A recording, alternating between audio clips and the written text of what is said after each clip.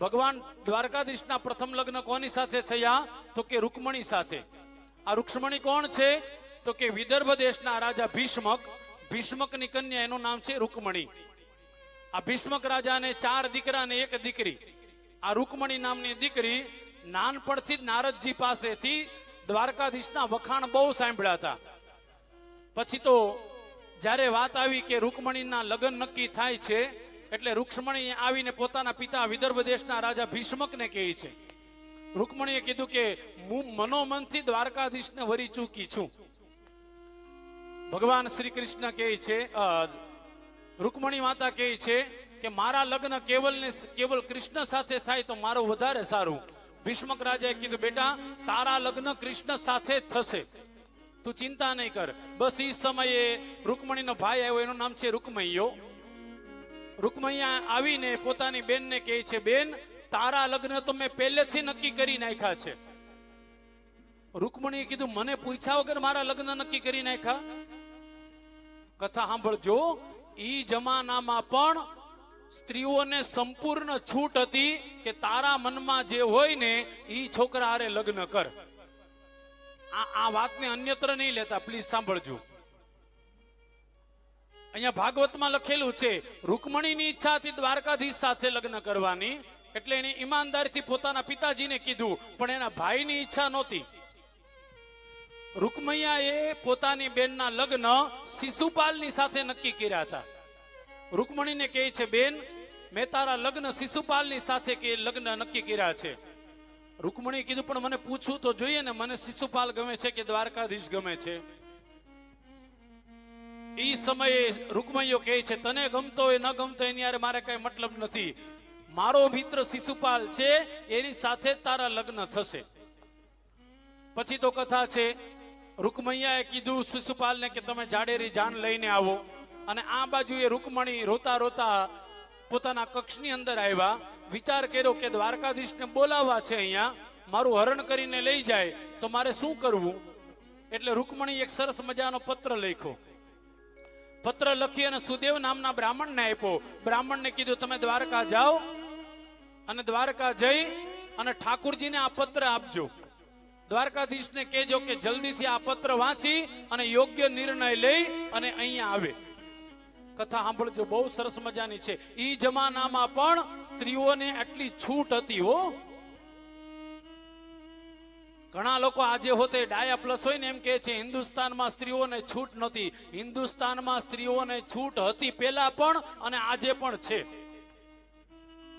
ઈ જમાનામાં એક એવો નિયમ હતો, સ્ત્રી હાથમાં માળા લઈને નીકળે અને જેટલા સામે પુરુષ હોય ને એને ગમે મુહૂર્ત થયો એના ગળામાં માળા પહેરાવી દે. એને શું કહેવાય? સ્વયંવર. એને શું કહેવાય? સ્વયંવર. આ અનાદિકાળથી આયલું આવે છે. બીજું એક પદ્ધતિ હતી આપણે ત્યાં, હાથીના સૂંઢમાં માળા નાખે અને હાથી જેને માળા પહેરાવે એની સાથે કન્યાના લગ્ન થાય. આ આપણે ત્યાં લગ્નની પદ્ધતિ હતી. હવે હાથી ક્યાં ગોતવા જવા, કયો જોઈ? એટલે કન્યાઓ એની મેથડ નક્કી કરી નાખે, આ મારા માટે યોગ્ય છે એમ.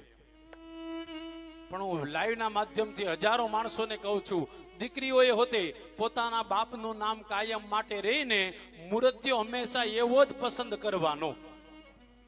હાંજ પડે ને બાટલી પીને હુઈ ગયો હોય એવો મૂર્તિઓ ન ગોતવો. પેલા પ્રેમમાં એટલા બધા આંધળા થઈ જાય. 2-5 દી જાય, 2-5 મહિના જાય ને પછી ખબર પડે આ ભાઈ તો 24 અવર્સ સીતારામ જ હોય આખો દી. મહેરબાની કરીને 2 વ્યક્તિની સાથે કોઈ દી લગ્ન નહીં કરવાના. વિદુર નીતિ એમ કહે છે, કોઈ પણ કન્યાએ આ પુરુષની અંદર 2 વસ્તુ જોવાની. એક તો ખાસ કરીને જોવાનું, એ વ્યક્તિ વ્યસન નથી કરતો ને, વ્યસન કરતો એની આરે લગ્ન ન કરાય. અને બીજું ખાસ કરીને ઈ જોવાનું કે આની આંખો બરાબર છે ને. અને સ્ત્રીઓને મેં પેલા જ કીધું, આજે જ કીધું, સ્ત્રીઓને ભગવાને એક્સ્ટ્રા ઓર્ડિનરી માઇન્ડ આપ્યું હોય, તરત ઓળખી શકે. ચકળ વકળ ઓલાની જેમ જોયા કરતો એની આરે લગ્ન ન કરાય. ગમે ત્યારે ઘર ભાંગીને વયો હોતી જાય. કથા છે બહુ સરસ મજાની. સુદેવ નામના બ્રાહ્મણને પત્ર આપ્યો. પત્ર આપી અને રૂકમણી કહે છે, તમે સુદેવ નામના બ્રાહ્મણ તમે જલ્દી જાઓ, દ્વારકાધીશને આ પત્ર આપો. સુદેવ નામના બ્રાહ્મણ દ્વારકાની અંદર ગયા. દ્વારકામાં બ્રાહ્મણનું સ્વાગત થયું. સુદેવ નામના બ્રાહ્મણે પત્ર જે હતો એ દ્વારકાધીશને આપ્યો. દ્વારકાધીશે પત્ર ખોલ્યો, પણ વાંચતા પહેલા વિચાર કરવા લાગ્યા. હો, આ વાંચું કે ન વાંચું, વાંચું કે ન વાંચું. પેલ વેલો પત્ર આવ્યો છે. સુકન ભગવાને હારા કર્યા છે. એમાંય બ્રાહ્મણ દ્વારા પત્ર આવ્યો. એટલે દ્વારકાધીશે કૃષ્ણએ કીધું, બ્રાહ્મણને કીધું, તમે જ આ પત્ર વાંચો ને. બ્રાહ્મણે કીધું, કોઈ છોકરીનો પત્ર હોય ને બ્રાહ્મણે વચાય નહીં. આમાં હું લખેલું હોય કોને ખબર. હવે તો આ પત્ર વયા ગયા, નકર પેલા પત્ર લખાતા હતા. હો, પણ અહીંયા પત્ર જે છે ને એ સુદેવ નામના બ્રાહ્મણને જ્યારે આપ્યો, બ્રાહ્મણે ના પાડી છતાં દ્વારકાધીશ શ્રી કૃષ્ણ કહે છે, રૂક્ષ્મણીએ પત્ર લખ્યો છે. સુદેવ નામના બ્રાહ્મણ દ્વારકાધીશની સામો વાંચે છે. કેવો સરસ મજાનો પત્ર છે, સાંભળજો. રૂક્ષ્મણી કહે છે, શ્રુત્વા ગુણાન ભુવન સુંદર શૃણવતામ તે. હે દ્વારકાધીશ શ્રી કૃષ્ણ, હું તમારામાં આમનો મોહિત નથી થઈ ગયો. તમારા ગુણ મેં બહુ સાંભળ્યા છે. શ્રુત્વા સાંભળ્યા છે. હે કનૈયા, તમારા ગુણ મેં નારદજી પાસે સાંભળ્યા છે. અને જે દિવસના તમારા ગુણ સાંભળ્યા છે તે દિવસથી તમને નથી જોયા, પણ છતાંય તમે મારા હૃદયમાં કાયમ માટે નિવાસ કરો છો. હે ઠાકુરજી દ્વારકાધીશ શ્રી કૃષ્ણ, હું તમારા રૂપને નથી મોહી, તમારા વયને નથી મોહી, હું તમારા રાજ્યને નથી મોહી, કેવલ ને કેવલ તમારા ગુણને મોહી છું. કોની સાથે લગ્ન કરાય? તો કે જે ગુણ વાળા વ્યક્તિ હોય ને એની હારે લગ્ન કરાય. સંપત્તિની સાથે લગ્ન કરશો તો દુખી થાહો ને થાહો જ. અહીંયા રૂકમણી કહે છે, બહુ સરસ મજાની વાત. પત્ર તો બહુ મોટો, પણ છતાંય આજે હોતે દ્વારકામાં જાઓ ને તમે, દ્વારકામાં આજે હોતે દ્વારકાધીશજીને શયન કરાવે ને રાત્રિએ, ત્યારે શયન કરાવતા પહેલા રોજ આ રૂકમણીનો પત્ર વાંચે બ્રાહ્મણ દેવતા. ત્યાંના જેટલા પણ બ્રાહ્મણ દેવતા બધા ભેગા થઈ અને રૂકમણી પત્ર વાંચે અને પછી ઠાકુરજીને પોઢાડે, સુવરાવે. આજે હોતે એટલા વર્ષો પછી પણ પદ્ધતિ ચાલુ છે. હો, બે જગ્યાએ ઠાકુરજીના પત્ર વંચાય છે. એક જગ્યાએ ત્યાં અને બીજી જગ્યાએ ક્યાં બોલવું જોઈએ. વૃંદાવનની અંદર બાકે બિહારી લાલને જ્યારે સુવરાવે ને ત્યારે ગોપી ગીત વાંચી અને પછી જ ત્યાંના બ્રાહ્મણો ઠાકુરજીને સુવરાવે. રૂકમણીએ પત્રમાં લખ્યું હતું કે હે દ્વારકાધીશ શ્રી કૃષ્ણ, જો તમે મને નહીં લેવા આવો ને તો હું મારા પ્રાણનો ત્યાગ કરીશ એમ નથી લખેલું. ઉપવાસ કરી અને મારા શરીરને સૂકવી નાખીશ. હું મારા પ્રાણનો ત્યાગ નહીં કરું, પણ ઉપવાસ કરીશ અને મારા શરીરને સૂકવી નાખીશ. અને જ્યાં પત્ર વાંચ્યો બ્રાહ્મણ દેવતાએ, બ્રાહ્મણે કીધું, બોલો દ્વારકાધીશ, શું ઈચ્છા છે? તમે કઈ નિર્ણય કર્યો કે નહીં? દ્વારકાધીશ કે તરત ને તરત મેં નિર્ણય લઈ લીધો છે. હાલો અત્યારે ને અત્યારે આપણે નીકળવાનું છે. તો કે પણ અત્યારે તો અડધી રાત છે. તો કે અમુક ફેસલા લેવામાં મોડું કરાય નહીં. આ કથા સાંભળજો. અમુક ફેસલા લેવામાં કોઈ દી મોડું ન કરાય. અને જેમાં એ અમુક ફેસલામાં તમે જેટલું મોડું કરો ને એટલા તમે વધારે ને વધારે દુઃખી થાવ.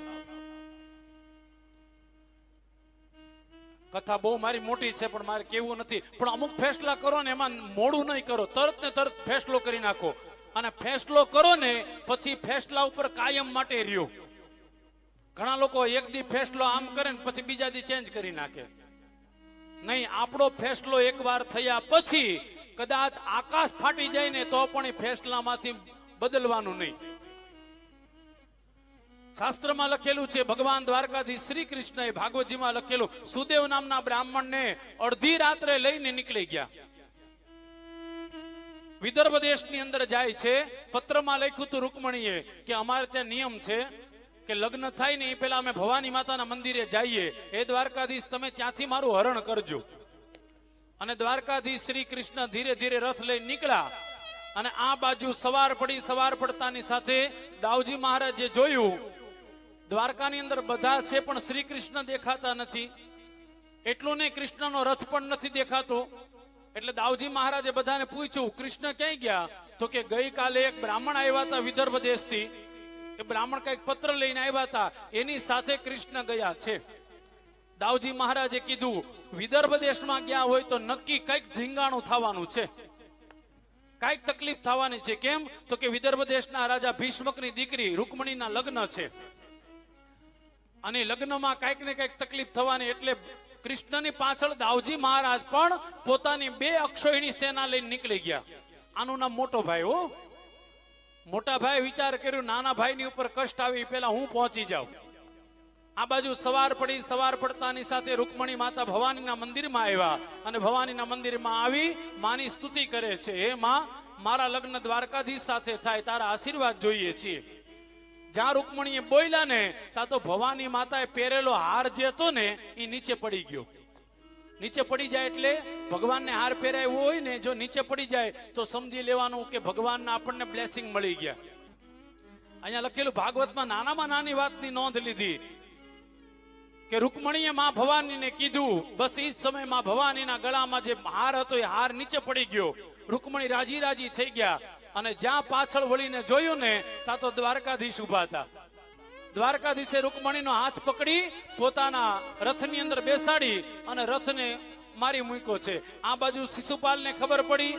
શિશુપાલ, દંતવક્ત્ર જેવા મોટા મોટા રાજાઓ શ્રી કૃષ્ણની પાછળ દોડે છે રથ લઈ લઈને. બસ એ સમયે દાઉજી મહારાજ આવી ગયા. દાઉજી મહારાજ અને સામેવાળા પક્ષમાં ભયંકર યુદ્ધ થયું. યુદ્ધ કરતા કરતા કરતા દાઉજી મહારાજે બધાને પરાસ્ત કરી દીધા. દ્વારકાધીશ શ્રી કૃષ્ણ હાથમાં તલવાર લઈ અને જ્યાં પોતાના શાળા રૂકમૈયાને મારવા જાય છે, બસ એ સમયે દાઉજી મહારાજે અટકાવી દીધા. દાઉજી મહારાજે કીધું સગી બેન બાજુમાં ઊભી છે રૂકમણી, શાળાને મરાય નહીં. જો દાઉજી મહારાજ કહે છે હગી બેન બાજુમાં ઊભી છે એટલે હાળાને મરાય નહીં. એટલે કૃષ્ણ તરત ને તરત નીચે જોઈ ગયા. હજી લગ્ન નથી છે, હાળા બનવાની વાર છે એટલે હમણાંથી આપણે કઈ બાંધવું નથી. એટલે પછી મારવાનું રહેવા દીધું. પણ શ્રી કૃષ્ણને કૃષ્ણએ ઠપકો આપ્યો એને અને રૂકમૈયો ત્યાંથી જતો રહ્યો. કૃષ્ણએ ટકો મુંડો કરાવી નાખ્યો. પછી એ રૂકમૈયો કોઈ દી એના પોતાના રાજ્યમાં નથી ગયો એવી કથા બતાવી ભાગવતમાં. હવે આ બાજુ બન્યું એવું, ભીષ્મક રાજાએ કીધું કે અમારી દીકરી રૂકમણી તમે પાછી આપો ને તો આપણે ધામધૂમથી લગ્ન કરીએ. દાઉજી મહારાજે કીધું ધામધૂમથી લગ્ન કરાય પણ અમે ત્યાં નહીં આવીએ. તો કે અમે દ્વારકા ના આવી શકીએ. એક કામ કરો, અમે વિદર્ભ દેશ ના આવીએ તમે દ્વારકા ના આવો, આપણે વચ્ચે લગ્ન કરીએ કે દ્વારકાધીશના. એટલે દ્વારકાધીશના અને રૂકમણીના લગ્ન ક્યાં થયા? માધવપુરની અંદર. આજે હોતે માધવપુરની અંદર હવેલી છે, બેઠકજી છે. ક્યારેક જાઓ તો દર્શન કરજો દરિયાના કિનારે.